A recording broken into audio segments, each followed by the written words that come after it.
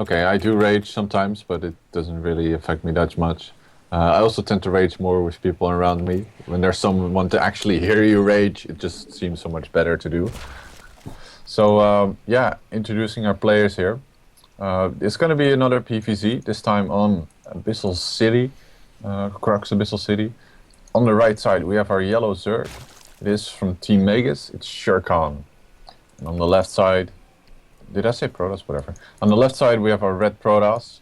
I'm not sure if he's from a team, but his name so far is TvE, which I suppose means Terran versus everyone. I think so. And then he plays Protoss. It's amazing. Yep. I casted a German tournament. I think it was Munich Starcraft Open or something along those lines. And they had a guy. His name was Terran. Oh yeah. He had a picture of a Zergling as his avatar, and he played Protoss. I think it was a Hydralisk. I played him in the previous qualifier. Yeah, it could have been a Hydralisk. Like, it was a Zerg unit. Anyway, he went like name of one race and the picture of another one, and he plays it third. I mean, I had so much fun with that. I was like, what the hell? That's mind games on a completely different level. I've never even thought of that. Yeah, I really wonder how well that that helps on ladder. Does it actually throw people off that much that they see Terran, or they think they see the name Terran, they think, oh okay, Terran, so I can just go 15 hatch, then suddenly there's freaking cannons in your main, and you're like, oh shit, it's not Terran. How did this happen? Yeah, that could be it. I mean, if it works once, then the strategy has been completed. Like, it's all good and done for. It's worth it, you say? Absolutely. A little bit of a weirder opener from TvE, I feel. Just going for a super late forge. He more or less went up to like the point where you can make a Nexus first, and then he instead went for the forge. So maybe indecision, or it might just be that his build is so refined that like he's found a new way of doing stuff. He's got two cannons, two pylons on low ground as well, making sure that he can just wall off everything as soon as he wants to. And now he sends out a second scout as well on the map, or is it just take the... No, it's actually a second scout. But it went underneath the Overlord, so SherKhan should be completely like on the ball with what's going on. Yeah, and now he's sending it off to a corner of the map through a bunch of... Are those fishes swimming in a bush? Okay. Yeah, okay. I guess they are. coral. We're underwater. Oh, this is underwater, right? Yeah, we're underwater. Oh, yeah. That makes sense. Yeah, well, he's thrown down a proxy pylon at a very interesting stage, so I think he's going to proxy some tech. Actually, how could he proxy tech? He doesn't have any gas, so that's pretty much off. I guess this is just an early proxy pylon just to check, or just to be sure, and I think it's gonna get spotted by these links here from SherKhan. Should have seen the probe, he didn't see it. I think he should have seen the probe like for a second, but I mean, missing like a millisecond on the minimap, no real harm there. Well, could be harm, but no fault or blame to be pointed at. And the new path of this link is absolutely gonna scout both the probe and that proxy pylon. Yeah. The Nexus is now finished, and we see another gateway planted down. That timing. Wow, that timing. Like, you throw down the gateway and it's boom. Oh, there's a circling right next to it. And now finally we have gases going up for TvE. Yes, this is weird.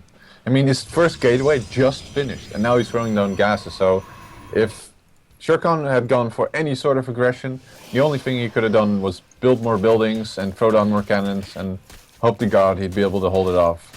And wow, you should really cancel this gateway because it's pretty much useless, right? Yeah, it is. Other than occupying Zerglings for a little while longer, but they're not even attacking it.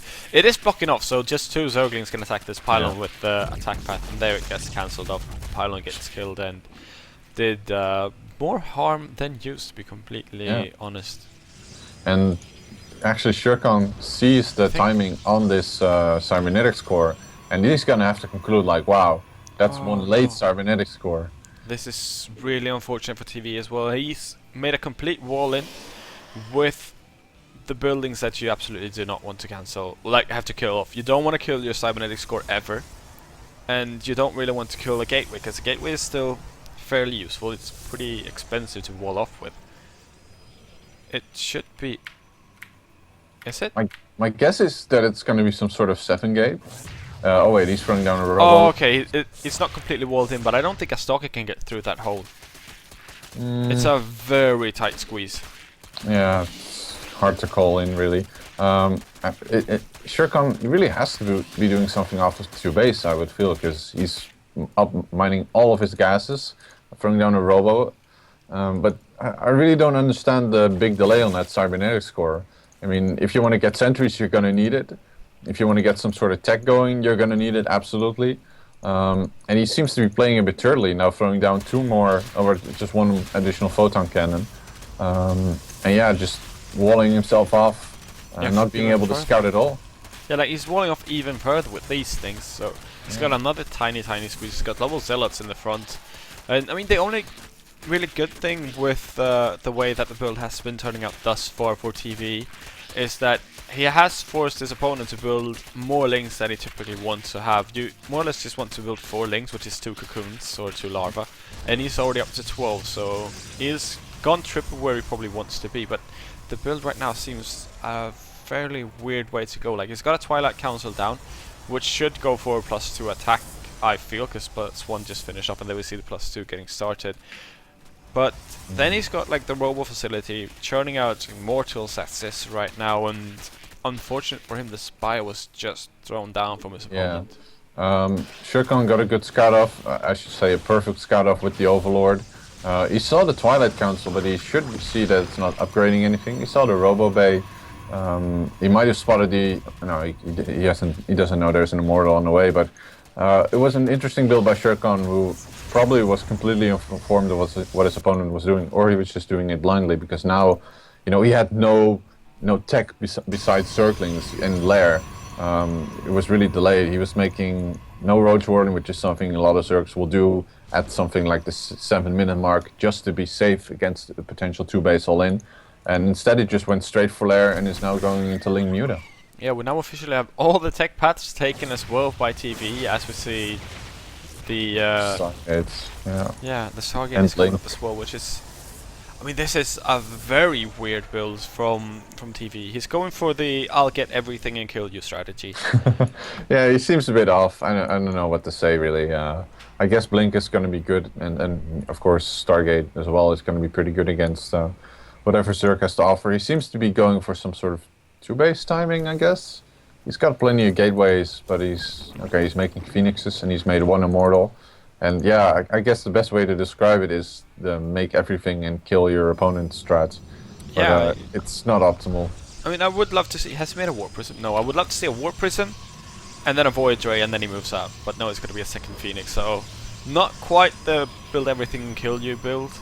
Yeah, I can't find this Observer anymore, by the way. If you go into units, you can actually click nowadays, and you can see it, and it's on top of his army. Oh, I guess it has made some significant improvements to us casters. It's really nice to see. We see a third Phoenix coming out as well, which is, I mean, did he see the Spire? Did he scout it? I'm gonna have to just check with him. Yeah, he did. So this could just be in response. We see the Mutas moving on in towards its opponent right now. A lot of Stalkers and a couple of Phoenix to greet him there. But I think SherKhan is gonna be like, what the hell? How and why does he have this army composition? Yeah, if he'd done a proper Stargate build, he would have been up to like 10 Phoenixes at this point, and actually he'd attack at least 3 minutes earlier. But instead he's kind of turtling off of 2 base, which is just something you don't want to do against Zerg. Except when they go Muta, because you kind of have to.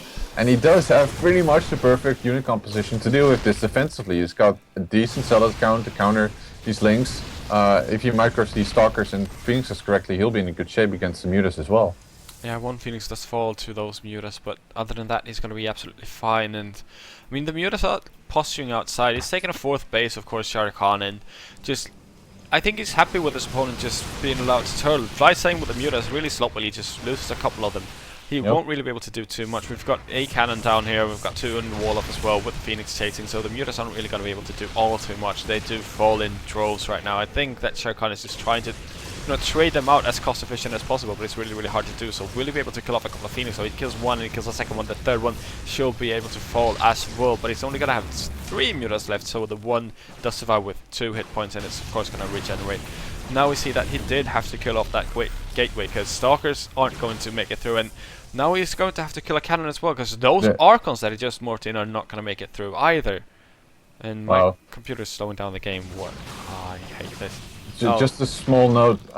One of the pieces of that gateway was actually floating up, and I was watching it in awe, thinking, "Wow, the physics, man! Holy crap!" Yeah, So, I realized we're underwater. yeah. Okay. So funny thing is, based off his probe count, you would never say that TvE was going to go for 2 base all in, because he's up to 60 probes, and if you do 2 base all in, you usually you stop at like 40, 42 probes, and then you just go. He's planting down pylons like a madman. Like, he's got the world's least proxy pylon right outside of his own ramp up towards his natural. SherKhan is gonna know exactly what's going on, but it's gonna be fairly hard to hold this off, I think. He is producing roaches and a bunch of them, but like, he's already got so much weird stuff to fight against from a 2 base all in from a Protoss, because you don't really usually see this amount of Zealots, 2 Archons, and then just an Immortal in there for good measure. No sentries whatsoever though, so if we can see a nice little surround there, it should do a lot of damage though. SherKhan has like 1-1 on the roaches, or 1-0 on the roaches, and 1-1 on the links, and plus 3 nice fungals though. Oh, big fungal on Zealots, but these Archons really doing work. And I think that SherKhan is not going to be able to break it. These Zealots just are too tanky. So much DPS coming out from the Stalkers. They do bring down that Archon now, another Warping coming in, second Archon not being able to reach these roaches, and good upper ground vision with this Observer really giving him all the way he needs. And when he moved out, I had this feeling like, okay, in a couple of minutes this might just take a really weird turn, and it looks like it's going to, because the pure firepower of these +3 Stalkers, Immortals, Archons, it looks like it's just too much for the under-upgraded army of SherKhan. It does seem like that. He's got Blink as well. I mean, he's just blinking back and forth. He's losing a lot though to the static defense, so he's getting dwindled down. And TvE is up on supply though. 26 links are coming in to reinforce this, which should be good, unless of course the Stalkers had Blink and would be microed. And I do believe that TvE is absolutely going to micro those Stalkers for his dear life. He's killed off both the 4th and the 3rd right now, so we've only got 2 base versus 2 base. Of course, Protoss is going to be very mined out fairly soon, but he's already got an army that should be able to break this. These spine crawlers are going to be very annoying and pesky though, so he should send in his Zealots first and not have the Stalkers fight forward, and they will take a lot of extra damage. The links are coming in to poke everything away, but the Stalkers are going to make it out of there alive. They did kill off one of the spine crawlers and brought 2 of them fairly low, but I wonder what SherKhan can do from this, because he's only down on 2 hatcheries, which means that he's going to have a very limited supply. I don't see a lot of options for him, and keep in mind that at this point TvE, he's got a big bank, so he can just warp in more Zealots like he did, kind of tank off these spine crawlers here while doing damage with his Stalkers and Immortals. And yeah, you can see it, he's just waltzing all over his Zerg opponent, who was in such a good position. I guess from a strategical point of view, SherKhan did the right thing, but he did it mostly blindly, so to speak. Yeah, absolutely. I mean, it does seem like, yet again, the bane of Artosis has prevailed. To build everything and kill the guy I mean, it's such a hard strategy to counter, because how do you counter every single unit in the game? Yeah, I know what you mean, and I guess he did have, I mean, he went for the +1 upgrades fairly early, so I really do think that this was his intention, because this is simply not something that Zergs would expect.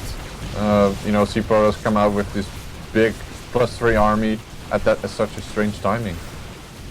Yeah, I mean, we're watching the aftermath right now. SherKhan is probably absolutely stumped, because he should know that there's no way for him to get back into the game. He's probably just sitting there like, what just not happened?